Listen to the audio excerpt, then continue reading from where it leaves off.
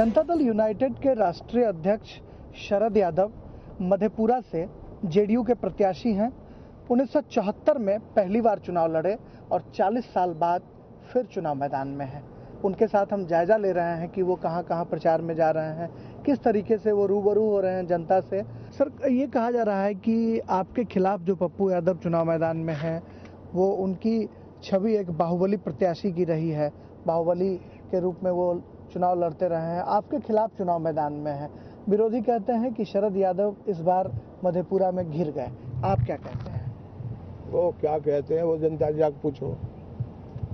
और देश में तो हमको यहाँ रामदेवन लोग जो है वो कह रहे हैं कि बड़ा कठिन है, तो वो दिल्ली में बैठ के बोलते हैं। यहाँ तो आप लोगों से जाके पूछो और कोई ना कोई खड़ा होगा। तो जो खड़े हैं उनके बारे में ये क्या कहना है, उनके बारे में सब जानते हैं। लगता नहीं है कि नीतीश कुमार से कहीं गलती हो गई कि भाजपा से रिश्ते जो है वो तल्ख हो गए और मतों का जो बिखराव है उसका नुकसान कहीं पार्टी को उठाना पड़ सकता है? ऐसा है कि देश के लिए हम भारत का राज छोड़े हैं। जिस समय वो शिलान्यास करना चाहते थे बाबरी मस्जिद पे, तो भारत सरकार गई है, कोई राज्य सरकार नहीं गई है जी। तो जब हम भारत सरकार छोड़ सकते हैं तो हमारी पार्टी गांधी, लोहिया, जयप्रकाश, चौधरी चरण सिंह, कर्पूरी ठाकुर, समाजवादी आंदोलन के लोग, उनकी राह और रास्ते की पार्टी है। हम लोग इस देश के लिए जितनी कुर्बानी किए हैं और इस देश में सच्चाई की राजनीति करना कठिन है, ठीक राजनीति करना कठिन है, खास करके सेकुलर पॉलिटिक्स करना सबसे कठिन है। तो जो हुआ है वो देश के खातिर हुआ है। अब उसको जिस तरह व्याख्या, नुकसान नफा जो है वो कोई व्यापार नहीं है ये।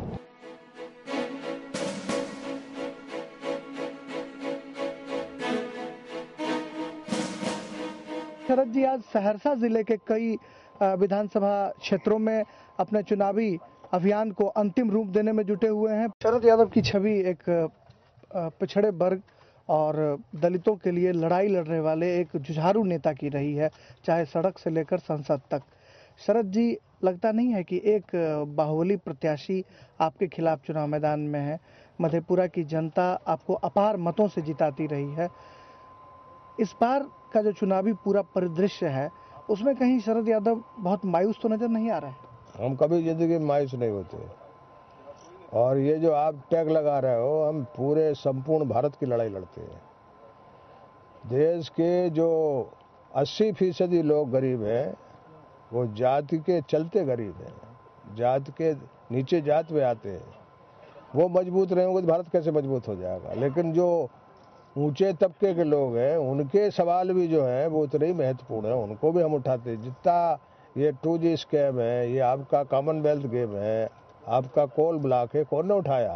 रिकॉर्ड है पार्लियामेंट का, उस रिकॉर्ड को भी नहीं देखना चाहते लोग। उसको उठाया है संपूर्ण पार्लियामेंट के संपूर्ण विपक्ष ने।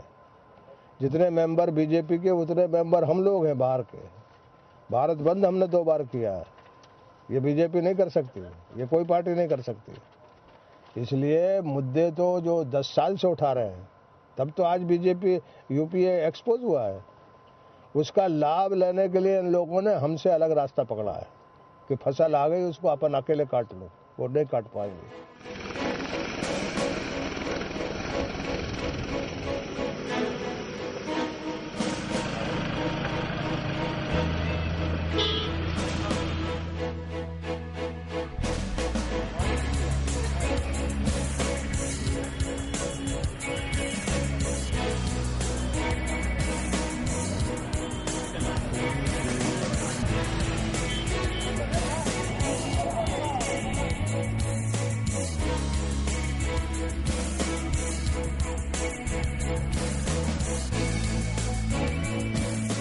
दिन भर के प्रचार अभियान के बाद शरद यादव अपने घर में दाखिल हो चुके हैं।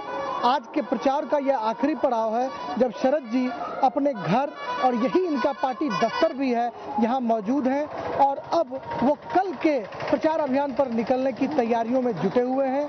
शाम ढलती जा रही है, रात हो गई है और कार्यकर्ताओं से गुफ्तगू में वो लीन हो चले हैं। कैमरामैन हरेश्वर सिंह के साथ मधेपुरा बिहार से राजेश राज, डीडी न्यूज के लिए।